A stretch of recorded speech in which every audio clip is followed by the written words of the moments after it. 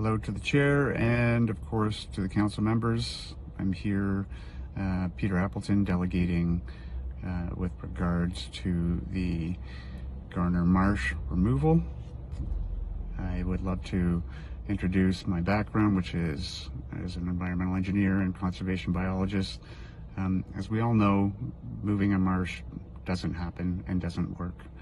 What we're here to do is make sure that you understand that, first of all, this application being put forth is actually contrary to the AEG business plan, which was identified as a eco-industrial park.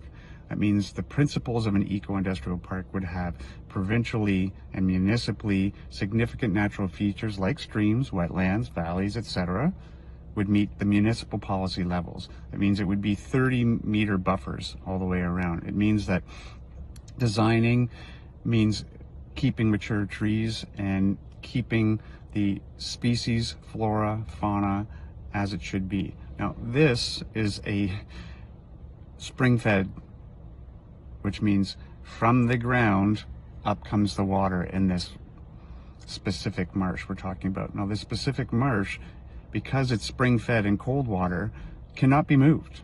You're not going to move the springs that sit way below in the bedrock over to the new space. So what we're asking for here is that to be remained in situ. It does not get moved. The cold water species that live in this specific area are extremely unique and cannot be found, especially with the devastation of wetlands across southern Ontario. Now, this rare cold water creek, which is Ancaster Creek, which it feeds into in the northern side and goes down into Sherman Falls, is also, as we said, something we need to protect these headwaters. Now, this specific scheme has been turned down not once or not twice by the Hamilton Conservation Authority. These are experts. They understand the significance of this local wetland. They know that this is a core area and highly vulnerable aquifer and groundwater. Many parts of Greater Hamilton, including where I live, have been dried wells for 6 months now. That's never happened in the history of the 108-year-old farm that I live on. Now, this is happening because we are going through climate change, and climate change means drastic and increases in climate irregularities. It does not just always mean that things are going to get warmer. So this is the problem that we're facing now, and we need to make sure the council understands this.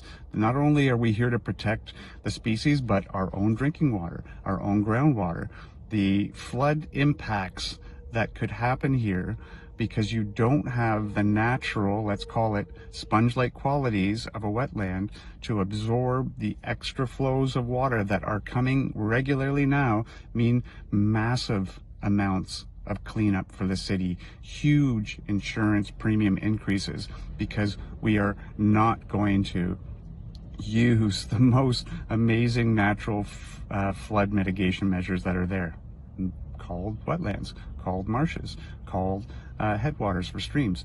So we need to make sure that this area is able to do its job, recharge, and that's what that does. It keeps that groundwater down in the ground and recharges it and keeps people's wells going and people's wells clean.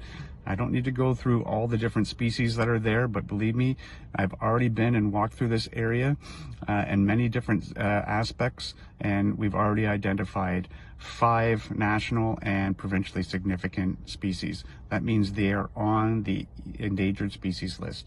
I ask very simply that you understand that we do not get to move marshes. It is not, quote unquote, a scientific fact that you can pick up a marsh and move it.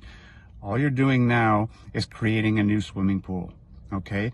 That swimming pool will be completely cleansed of all of its macro and micronutrients, okay?